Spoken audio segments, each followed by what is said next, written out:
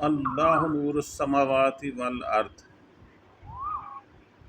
اللہ سے جڑ کر زندگی کیسے بدلتی ہے۔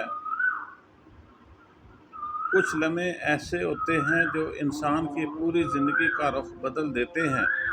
وہ لمحے جب انسان تھک کر، ٹوٹ کر، بے بس ہو کر اللہ کی طرف پلٹتا ہے، جب آنکھوں میں دنیا کے دھوکے، اپنوں کی بے وفائی اور اندر کی ویرانی اکٹھے ہو کر بہنے لگے، تب ہی تو انسان اللہ کی رحمت میں پناہ ڈھونڈتا ہے، اور یہی وہ نقطہ ہوتا ہے جہاں سے ایک نئی زندگی کا آغاز ہوتا ہے۔ زندگی کا بدلنا کسی بڑی دولت، نوکری یا کسی شخص کے آنے سے نہیں ہوتا۔ زندگی صرف اللہ سے جڑ کر بدلتی ہے، کیونکہ اصل سکون، اصلی طاقت اور اصلی عزت صرف اللہ کے قریب ہونے میں ہے۔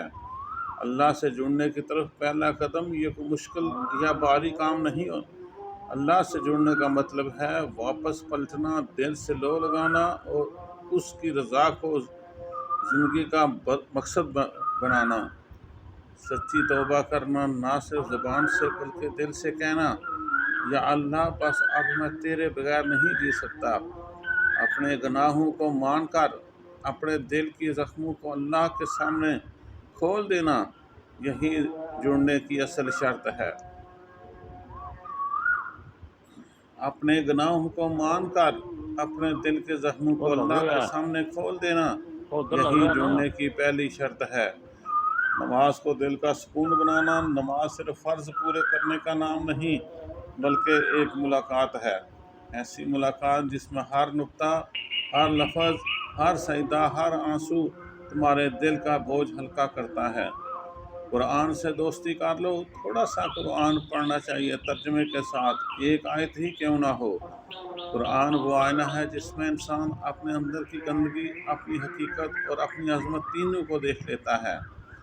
سجدے میں رونا، جب رات کے کسی کونے میں صرف تم اور تمہارا رب ہو، اور تم بس اتنا کہہ سکو، یا اللہ میں ٹوٹ گیا ہوں، مجھے جوڑ لے، تو جان لو وہ لمحہ تمہیں تمہارا دوبارہ زندہ کر دے گا۔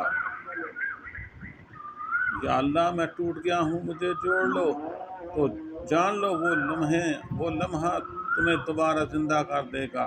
اللہ سے باتیں کرنا، کبھی تنہائی میں بیٹھ کر اس سے باتیں کرو، شکایتیں بھی کرو، محبت بھی اس کے ساتھ کرو، خاموشیاں بھی۔ حیران رہو گے کہ تم سے زیادہ کوئی اور سمجھنے والا ہے۔ وہ کون ہے؟ وہ میرا اللہ ہے۔ پھر کیسے بدلتا ہے، دل کا سکون واپس آتا ہے، دنیا کی آوازیں خاموش ہو جاتی ہیں، اندر کا شور پرسکون ہو جاتا ہے، بے چینی، جلد بازی، مایوسی سب ختم ہو جاتی ہیں۔ بندہ ہر حال میں خوش اور